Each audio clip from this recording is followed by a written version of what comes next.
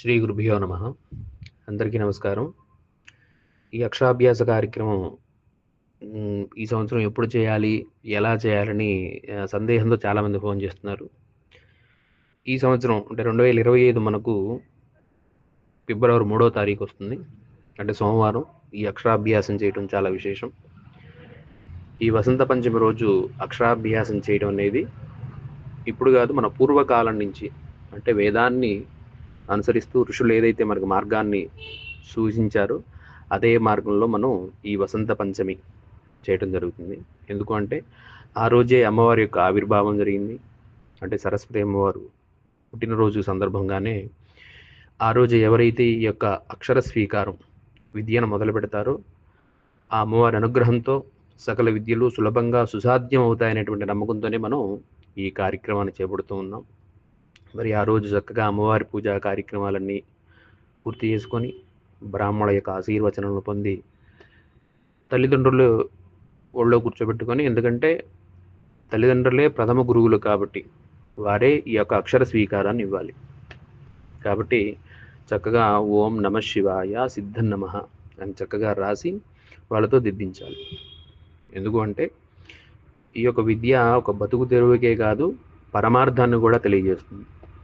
అంటే ఒక సంపాదనకే కాదయ్యా, పరమార్థాన్ని కూడా తెలిపేటువంటి ఈ యొక్క విద్య నేర్చుకోవటం. అందువల్లనే ఈ యొక్క ఈ అక్షరాభ్యాసం అనేటువంటి కార్యక్రమాన్ని మన పూర్వీకులు చక్కగా ఒక పవిత్రమైనటువంటి సంస్కారంతోనే ఈ కార్యక్రమాన్ని నిర్వర్తించేవాళ్ళు. అంటే అంత చక్కగా ఈ అక్షరాభ్యాసాన్ని నిర్వర్తించేవాళ్ళు. అదేవిధంగా ఈ వసంత పంచమి సందర్భంగా పిల్లలతో తొలిసారి అక్షరాలు దిద్దించడం అనేది మనం ఆనవాయితీగా మనం చేస్తూ ఉన్నాం. అయితే ఈ కార్యక్రమం పర్వదినాల్లో చేస్తూ ఉంటాం. అంటే ఇప్పుడు వచ్చేటువంటి మాఘశుద్ధ పంచమి రోజు చేస్తాం.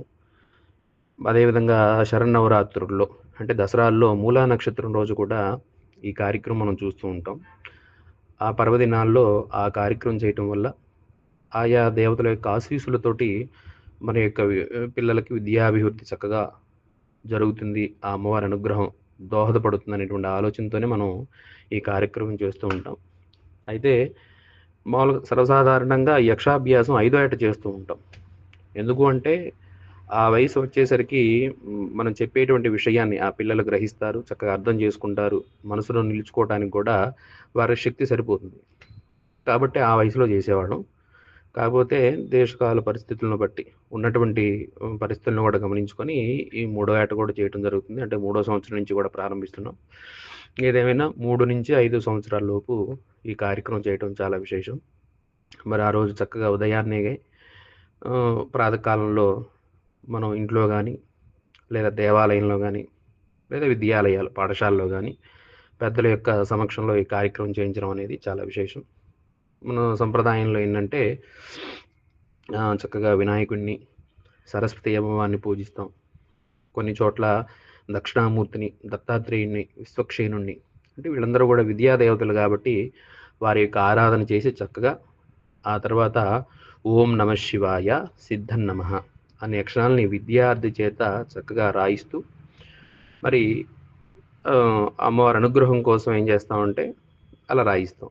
కాదు మనం ఇక్కడ గమనించాల్సింది ఏమిటి అంటే, మరి చక్కగా సరస్వతి పూజ చేశాం కదా, మరి ఓం నమ శివాయ అని రాయించడం ఎంతవరకు కరెక్టు అంటే, అమ్మవారు విద్యాదేవత కానీ జ్ఞానస్వరూపుడు శివుడే.